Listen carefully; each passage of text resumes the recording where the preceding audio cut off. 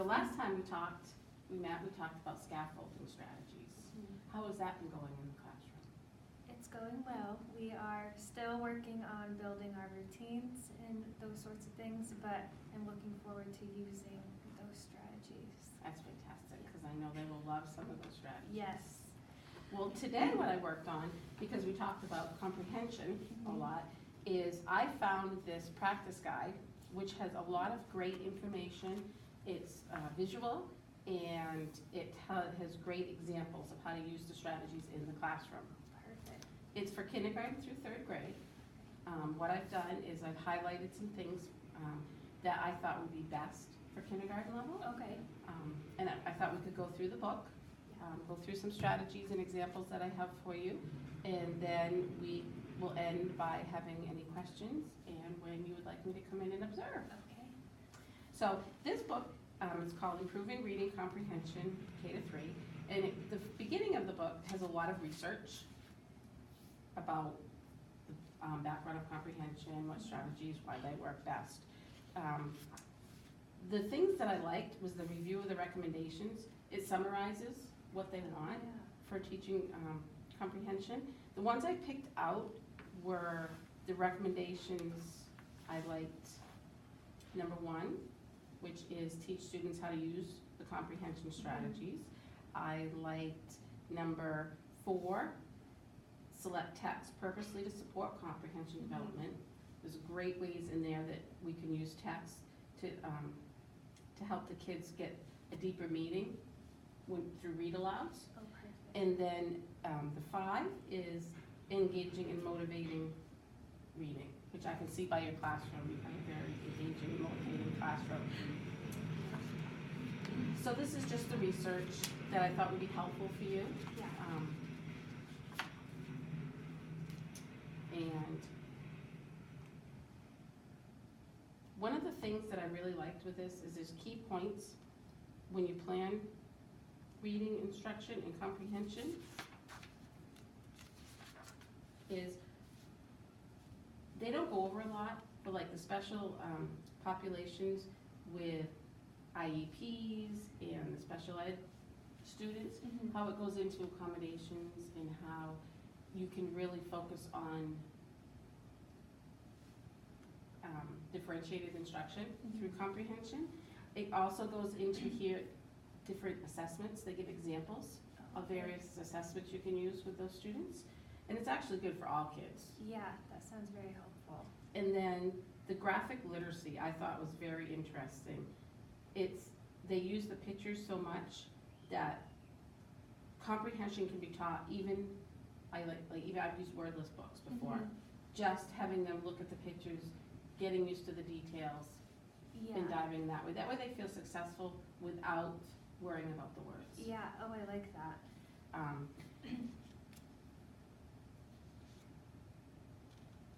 And then we go into, there's the research recommends, there's 6 different strategies that you want to use in teaching comprehension.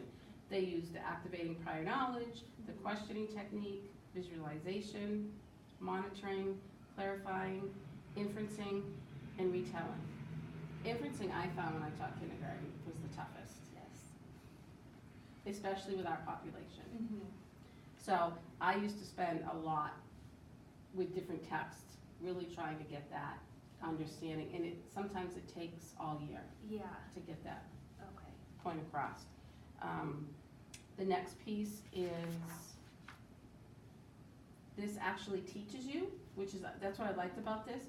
They tell you step by step how to go through and teach a strategy. Oh, yeah. So that way you're not just thinking, how can I do this? They actually give you examples, which you could actually use in the classroom. I like the setup of this. The graph. Yeah. I like the table, yeah. And they have little key reminders at the end. And this is just more of examples of the different strategies that you can use.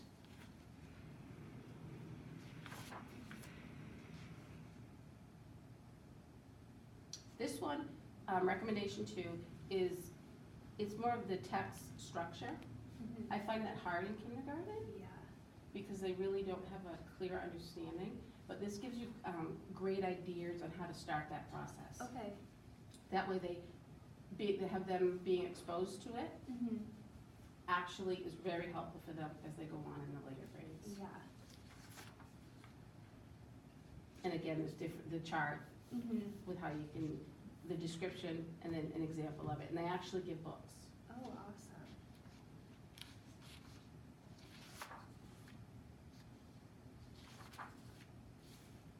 This, I love. The recommendation 3 is to guide students through focused, high-quality discussion.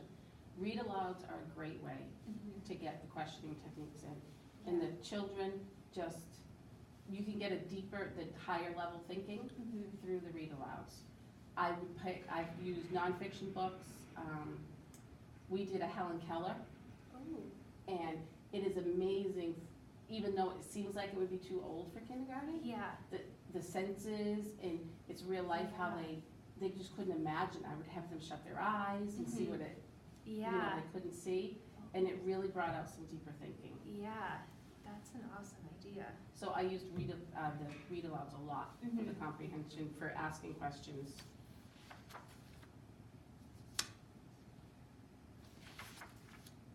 The other, and this just goes into, they have in here also, if problems arise, Mhm. they have suggestions for what you can do Oh, as the problems arise. that's nice. So they have a great approach. Mhm. This is selecting text to support comprehension. Whenever you do a lesson, if you want to do a phonics lesson Mhm. or you're teaching patterns, you can pick out the books, read alouds, Yeah. focused for that lesson. Yeah. So they can hear it with, it's not just the phonics piece, but they can see how it's incorporated in the reading. Yeah. It puts it together for them. That'd be very helpful with rhyming. Absolutely. Yeah. Yeah. That's what I'm thinking. And this one, I love this, how it says, you can choose the text with high quality, with richness. You can bring out character development, Mhm. and they just, in kindergarten, Yeah, they do. they just love that. And it also brings out word choice and sentence structure. Ooh, which we're moving into sentence structure in open court. Oh, that's perfect. Mhm. And I still have some books, Ooh, read books. perfect. The other one I love is this, it points out bullets of building like a student's depth of understanding. It tells you specifically what you teach them and how what you want them to learn from it. Oh, okay. So it's not just saying, read to students. Well, why are we reading to the students today? Yeah. What are we gonna actually pick out of it? Mhm. And it's good to know that before you plan, so that way it can go across the curriculum, like you use Yeah. science or social studies. You could use one book for all of them. Yeah, I love that. The engaging and motivating, your room is definitely engaging and motivating. Thank you. But the more you can engage them with, get excited about it, Yeah. show your love of reading, why Mhm. it's important, how they will read at home, they'll read menus, just getting them so excited about Yeah. reading is, Yeah, very important. it is. And I don't know about your class, my classes love nonfiction. Yes, they are all about nonfiction right now. And it's, because it's like factual. Yeah, I think the real life pictures and like photographs, they tune into those. They do, Yeah. so they can connect with them. Yeah.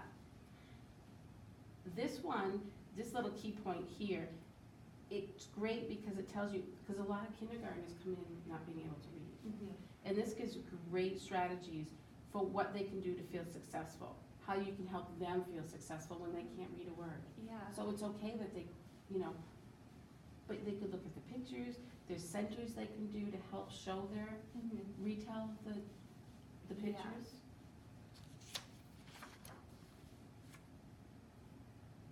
Then I know choice is a very big thing. Mhm. They want us to provide a lot of choice for students. Yeah. In kindergarten, you want to structure that choice. Yeah. I think even within reading, Mhm. too much choice can be Yeah, difficult. yeah, You want them, you can give them the choice, but you're still planning what they're gonna learn from that, if that makes sense. yes. So I felt that this was a very helpful book. What I also liked was it has a glossary of terms, Ooh. and it just, that way, because I know when I was beginning teaching, and even in with my courses through Granite State, there'll be terms that I forgot what it means, and this is, you can just look Yeah. right at it. And so I thought this was a very helpful Yes. book to have, and it's all research-based, evidence-based. And then what I did was I had this book, which is great, research-based reading lessons. I picked out a couple for you Okay. that I thought would be helpful for centers, Yes. and it's just an example. For children who, like we talked about just a minute ago, who can't really read the text or write the words, Yeah. this is a great center where it has a question, you can say, who was in that? They can draw that picture, Yeah. and then they can begin to label it. So it's not asking them to write a full sentence, Yeah. but you're getting them to understand, and you'll understand what they comprehended by having, and you can have it, this is just an example of Okay. a worksheet. You can do it any way you want. You can have it just on your construction paper, and you can cute it up. So I thought this lesson was excellent. Yeah. There's also books that promote phonemic awareness, phonics, and fluency. I thought that was helpful for Yes. you.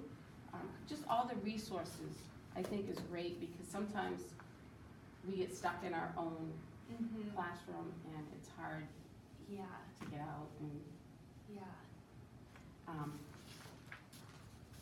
sorry, I'm nervous.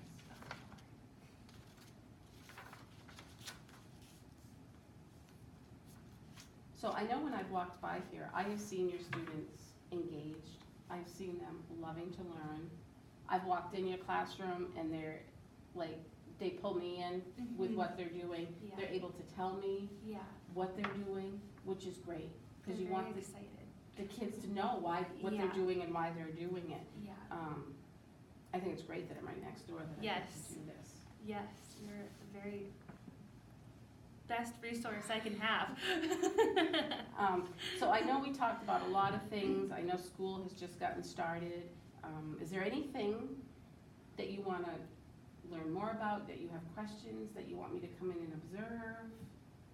I would love if I really want to try out this with that chart, and I would love if you could come in while we do this. Okay, that would be great. Because this looks very, I think this is perfect for where we are right now. So this would definitely be somewhere where I would love for you to come in and then give me pointers and different ideas of how I can tweak things depending on how they're doing with it. I would love to do that. Yeah. And I know when some of your kids come in to my room, when we're doing a read aloud or when we're doing any reading groups, they are very curious, Yes. and they just, you can see they have that. The love. wheels are turning. They are turning. Yeah.